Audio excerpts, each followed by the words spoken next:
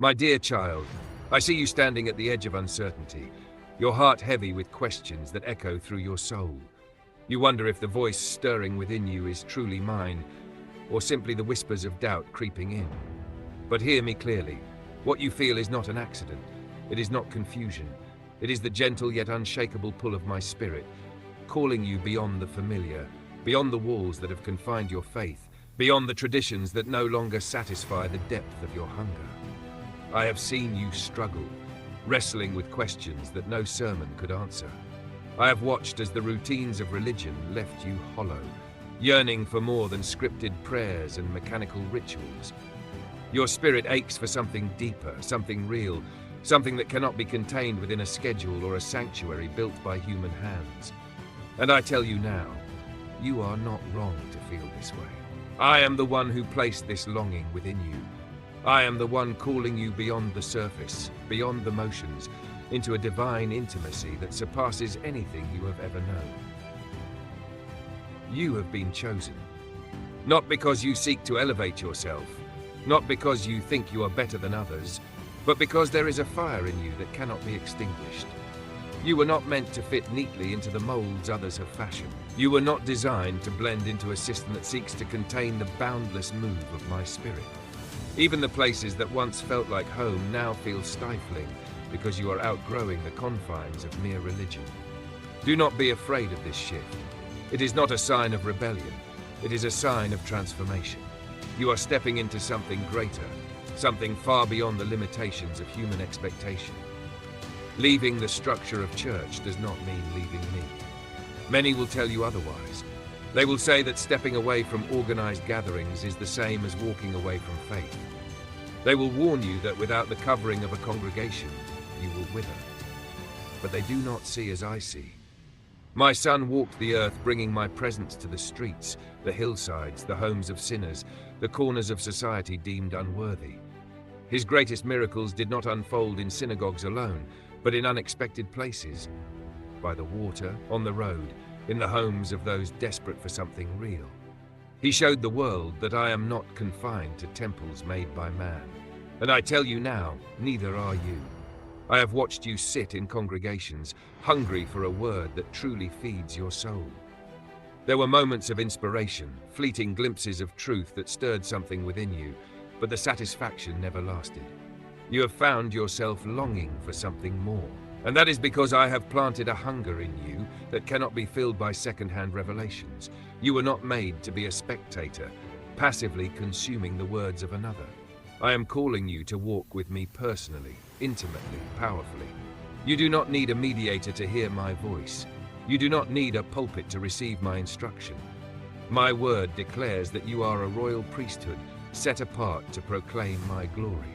I am tearing away the veil so that you may know me without barriers, without restrictions, without limitations. Yet, I know the fear that grips you. Stepping away from the comfort of tradition, from the embrace of familiar faces, from the predictability of routine, it can feel like stepping into the unknown. And yes, some will misunderstand you. Some will accuse you of arrogance, of backsliding, of forsaking the assembly. They will speak from fear, from a place of not understanding how to walk with me beyond the structure they have always known.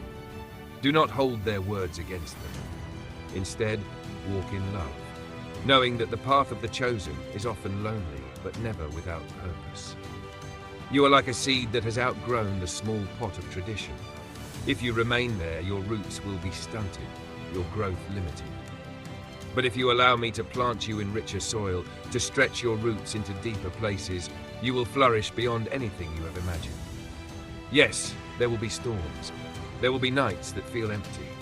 There will be moments when you question your path.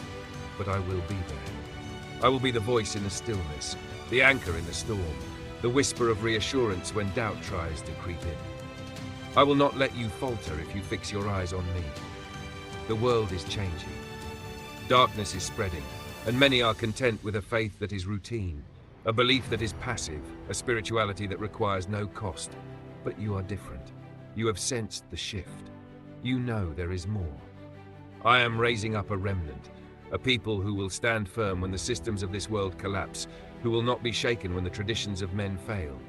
You feel the urgency because I am awakening something radical in you. This is not the time to shrink back. This is the time to rise. But hear this. Your calling is not a license for pride. This journey is not about proving yourself right or condemning those who remain within the structure you are leaving behind. Many still find nourishment there. Many still meet me in those places. Honor them. Bless them. But do not force yourself to stay in an environment that no longer speaks to your spirit. Your path is different. Your assignment is unique.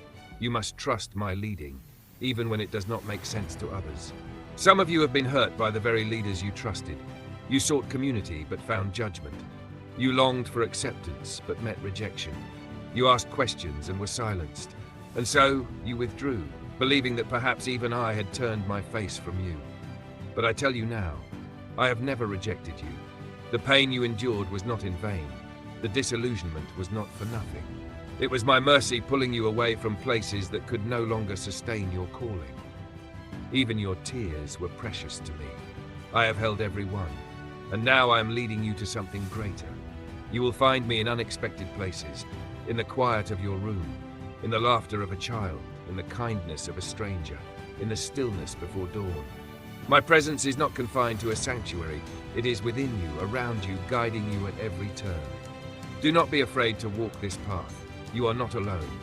Though others may not understand, though they may question your choices, know this: you are following me, and I will not lead you astray.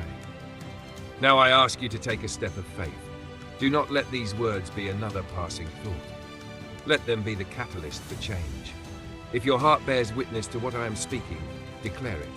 Like this message, subscribe to these ongoing revelations, and in the comments write the words, "I am chosen."